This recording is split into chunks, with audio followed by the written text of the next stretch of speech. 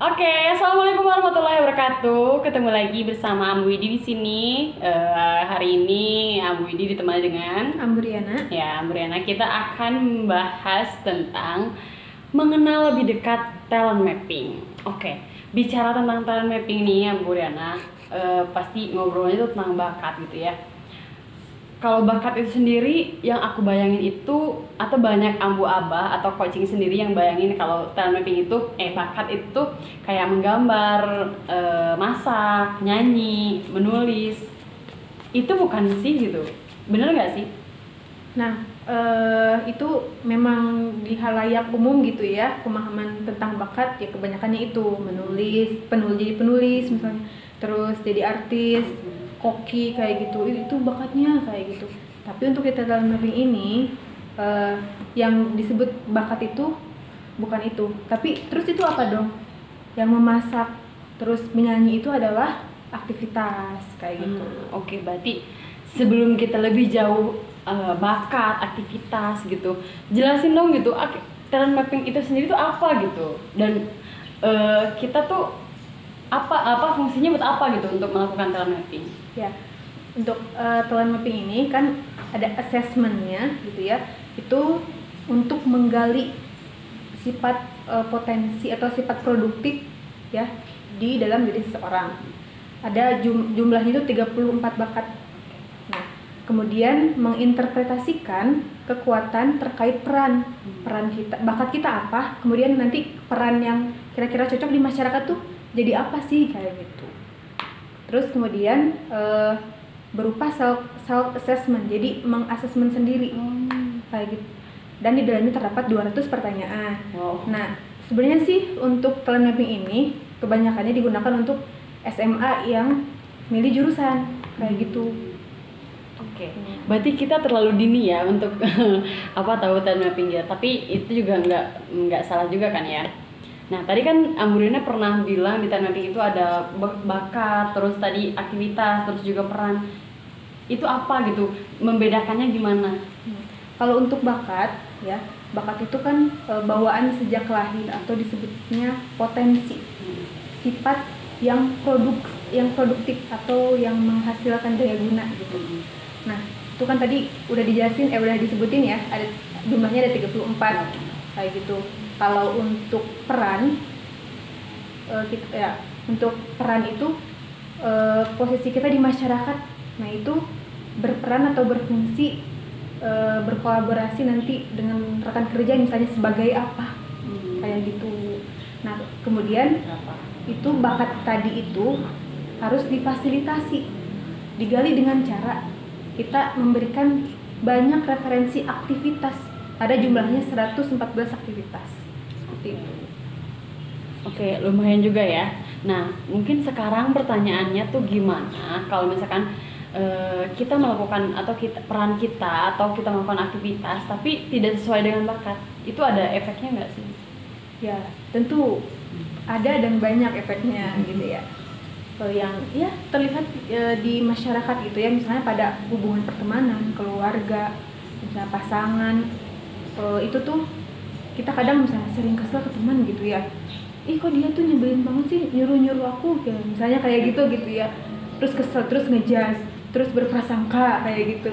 Nah, menimbulkan masalah karena sebenarnya bukan karena salah teuing gitu ya orangnya, tapi emang bakatnya dari Tuhan seperti itu kayak gitu. Kita hanya perlu memahaminya. Kemudian misalnya produktivitas kerja, kenapa ya misalnya si pegawai itu selalu tidak produktif atau misalnya malas-malas, ternyata setelah digali itu tuh bukan bakatnya, pekerjaannya misalnya ya.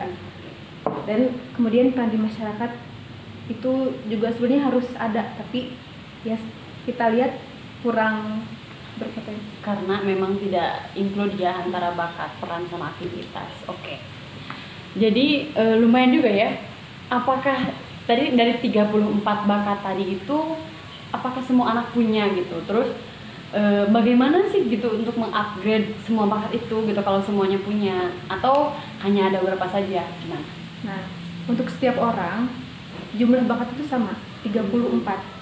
Hanya yang menjadi ciri khas atau keunikan setiap orang itu adalah urutan bakatnya. Seperti itu. Yang perlu kita asah itu adalah kekuatan tujuh kekuatan bakatnya. Kemudian yang perlu kita pahami itu adalah 7 bakat kelemahannya. Seperti itu. Yang mana nanti kita harus saling kolaborasi gitu. Jadi intinya harus tahu 7 kekuatan dan 7 kelemahan. Nah, sedangkan kalau yang lain-lainnya itu apa? Hanya Itu pendukung. Oh, ada pendukung juga. Oke. Lumayan ya ini apa kita ngebahas tentang time mapping sampai sini juga lumayan banyak banget ilmu. Nah, selanjutnya gimana gitu cara melihat kekuatan dan kelemahan itu gimana? Ya, kita tes kalau misalkan untuk orang dewasa ya. Kayak assessment talent mappingnya seperti itu.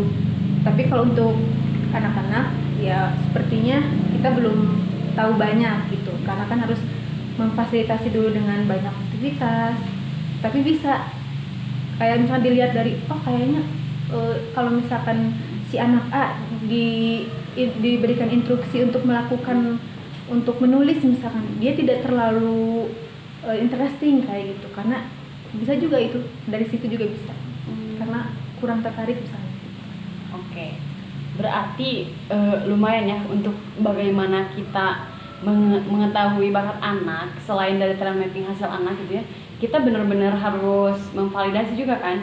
Karena kan tadi kata Amburiana juga katanya yang cocok itu anak SMA. Nah, sedangkan kita kan udah dimulai ya dari kelas 7 gitu mengisi talent mapping. Nah, untuk mencari kekuatannya itu tadi kata Amburiana dengan Aktivitas. Dengan memfasilitasi aktivitas. Nah, nanti gimana dari aktivitas itu menemukan bakat itu gimana? Nah, untuk ya terlebih kayak anak SMP gitu ya. Nah, itu nggak apa-apa. Kita sekarang antisipasinya dulu dengan memberikan banyak referensi aktivitas. Pertama, terkait dengan kegiatan fisik seperti berkebun, kemudian memasak, menyanyi, menjadi aktor misalnya kayak gitu ya. Nanti ada jumlahnya 15 tuh. Nah, itu kita fasilitasi dulu. Nah, kemudian kita validasi dengan hasil assessment yang telah diisi oleh orang tua. Seperti itu. Apakah sesuai atau tidak aktivitas dan bakatnya. Berarti untuk talent mapping ini sebenarnya perjalanan panjang ya, nggak bisa secara instan setelah talent mapping kita tahu bakat anak gitu, tapi kita benar-benar harus memvalidasi gitu, karena kan mengisi talent mapping juga emang belum cukup ya untuk usia anak kita 12-13 tahun gitu kan. Oke, berarti mungkin sekarang hanya mengoreksi aktivitas itu. Oke, terima kasih semuanya. Terima kasih Amburiana menemani saya untuk membahas dan mengenal lebih dekat tentang talent mapping. Berikutnya kita akan bahas lagi ya di episode berikutnya tentang bagaimana menemukan bakat anak dari 114 aktivitas itu. Mungkin Amburiana mempunyai misi gimana caranya, nantikan. Assalamualaikum warahmatullahi wabarakatuh.